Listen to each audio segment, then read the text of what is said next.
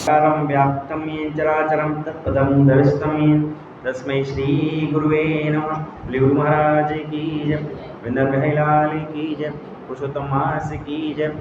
24वां अध्याय है।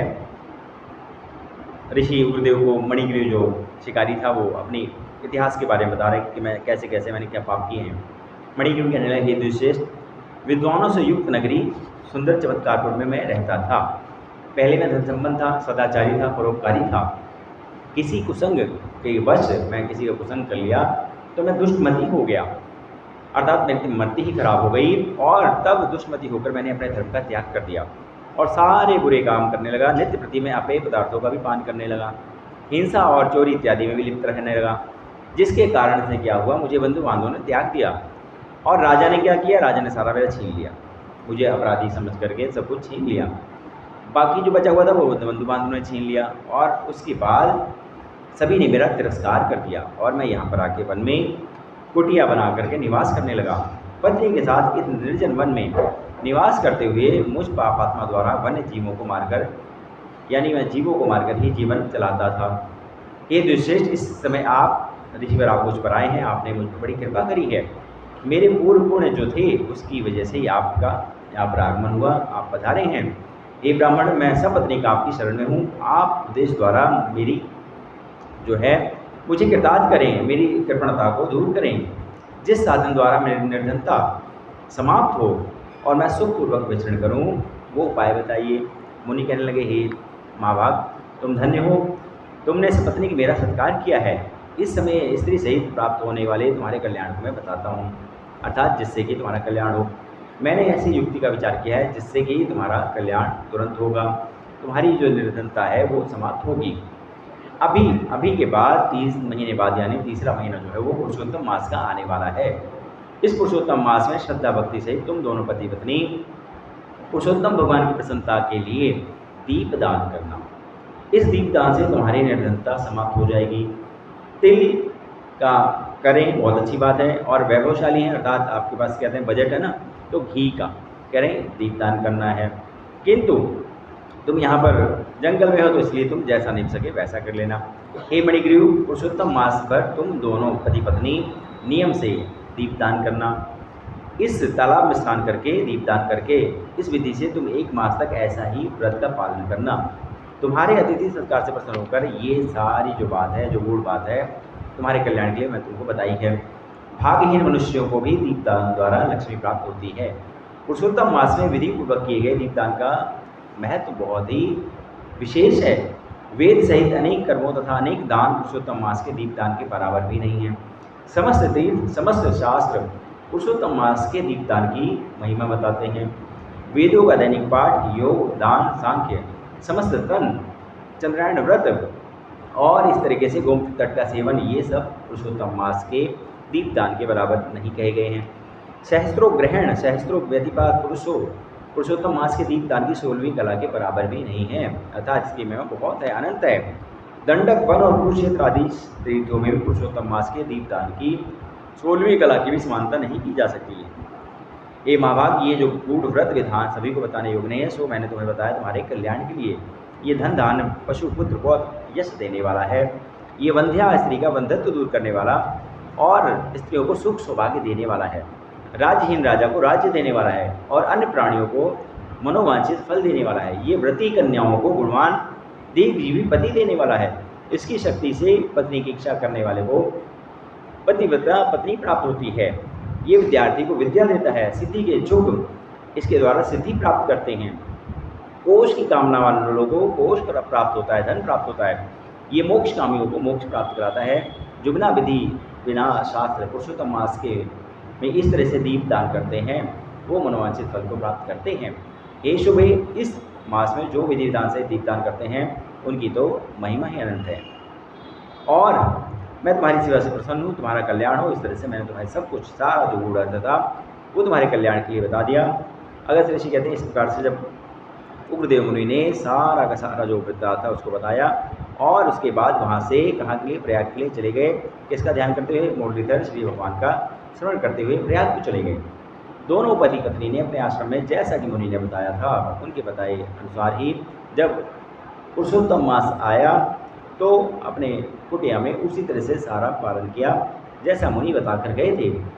अपने आश्रम में पुरुषोत्तम मास में ध्यान एकाग्र करके ब्राह्मण भक्ति में तत्पर होकर दोनों पति पत्नी ने वो सारा मासिक व्रत जो था वो किया। 2 मास पश्चात जब पुरुषोत्तम मास आया तो ये सारे विधान करके दीपदान भी किया, और इस प्रकार से दीपदान करते हुए दोनों ने उत्तम पुरुषोत्तम मास को व्यतीत कर लिया। मुनि उग्रदेव की कृपा से दोनों पति पत्नी शुद्ध अंतःकरण होकर नियत समय पर देवगति को वशीभूत अर्थात स्वर्ग से धारे, और वहाँ प्राप्त भोगों को भोग करके भूलोक में भारतवर्ष में उग्रदेव मुनि की कृपा से उन दोनों पति पत्नी ने उत्तम जीवन को पुनः प्राप्त किया। मणिग्रीव के रूप में पूर्व जन्म में तुम्हारा जो तुमने मृग हत्या करते थे वो वीर बाहु के पुत्र चित्रबाहु नाम से यशस्वी राजा हुए। इस समय जो चंद्रकला नाम की तुम्हारी पत्नी है वही पूर्व जन्म में तुम्हारी सुंदरी नाम की तुम्हारी पत्नी थी। पतिव्रत धर्म के अनुसार अर्धांग यानी अर्धांगिनी है तुम्हारी, तो आद्यांग की अधिकारिणी है। सभी पतिव्रता पत्नियों को अपने पति के पूर्ण का अर्धांग प्राप्त होता है, अर्धांग मिलता है। तुमने पुरुषोत्तम मास में जो दीपदान किया था इस वजह से तुम्हें ये निष्कंटक राज प्राप्त हुआ है। तुमने पूछा था ना किस वजह से मुझे प्राप्त हुआ है, उसी दीपदान की वजह से ये निष्कंटक राज प्राप्त हुआ है। जो पुरुष पुरुषोत्तम मास में घृत से या तिल के तेल से दीपदान करते हैं उनका पूर्ण अवर्णनीय है। पुरुषोत्तम मास में दीपदान का यह महत्व संदेह रहित है।